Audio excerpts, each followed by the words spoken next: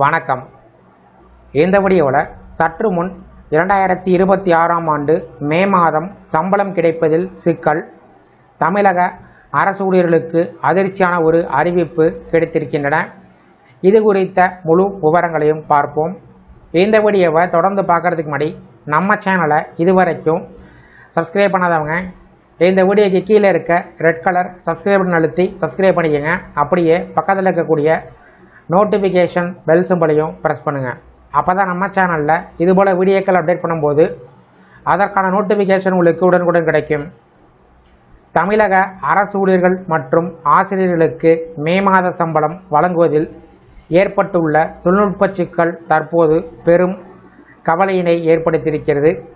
ஒருங்கிணைந்த நிதி மற்றும் மனிதவள மேலாண்மை அமைப்பான IFHRMS மென்பொருள் செயலிழந்ததால் மாத சம்பள பட்டியலை பதிவேற்றம் செய்ய முடியாத நிலை உருவாகியிருக்கிறது.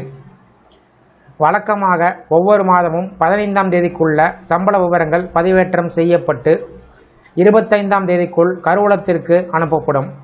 அதன் பின்னரே மாத இறுதியில் ஊழியர்களின் வங்கிக் கணக்குகளில் சம்பளம் வரவு வைக்கப்படும். ஆனால் இந்த மாதம், அதாவது மே மாதம் 22ஆம் தேதி கடந்தும் IFHRMS மென்பொருள் இயங்காததால் சம்பள பட்டியல் தயாரிப்பு முடங்கியிருப்பதாக கூறப்படுகிறது. இதனால் அரசு அலுவலக பணியாளர்கள், ஆசிரியர்கள் மற்றும் ஓய்வூதியர்கள் மத்தியில் கடுமையான பதற்றம் நிலை வருகிறது. தமிழ்நாட்டில் சுமார் 9.20 லட்சம் அரசு ஊழியர்களும் மற்றும் ஆசிரியர்கள் பணியாற்றி வருகிறார்கள். மேலும் 7 லட்சத்திற்கும் அதிகமான ஓய்வூதியர்கள் அரசனுடைய மாத நிதி உதவியை நம்பி வாழ்க்கை நடத்தி வருகிறார்கள்.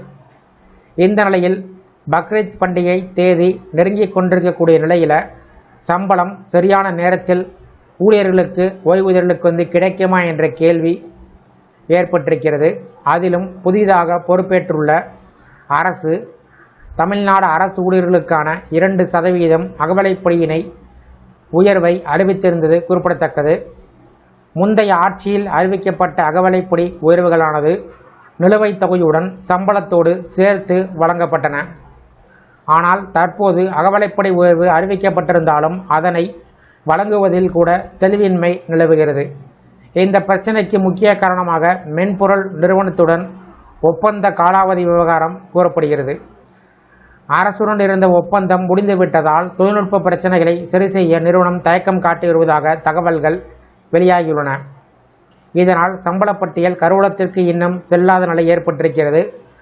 அரசு உடனடியாக தலையிட்டு இந்த தொழில்நுட்ப சிக்கலை சரி செய்து அரசு ஊழியர்கள் மற்றும் ஆசிரியர்களின் சம்பளத்தையும் அகவிலைப்படி நிலுவையும் விரைந்து வழங்குவதற்கு நடவடிக்கை எடுக்க வேண்டும் என்ற கோரிக்கையை வலுத்துள்ளது. வரும் 31ஆம் தேதி சம்பளம் அரசு ஊழியர்களுக்கு கிடைக்குமா என்ற அச்சத்தில் ஊழியர்கள் காத்திருக்கிறார்கள். இந்த வீடியோ குறித்த உங்களுடைய கருத்துக்களை கமெண்ட் செக்ஷனில் கமெண்ட் பண்ணுங்கள். இந்த வீடியோ பிடிச்சிருந்தா வீடியோக்கு ஒரு லைக் பண்ணுங்கள். இந்த வீடியோவை உங்களுடைய நண்பர்கள், உறவினர்களுக்கும் ஷேர் பண்ணுங்கள். நன்றி.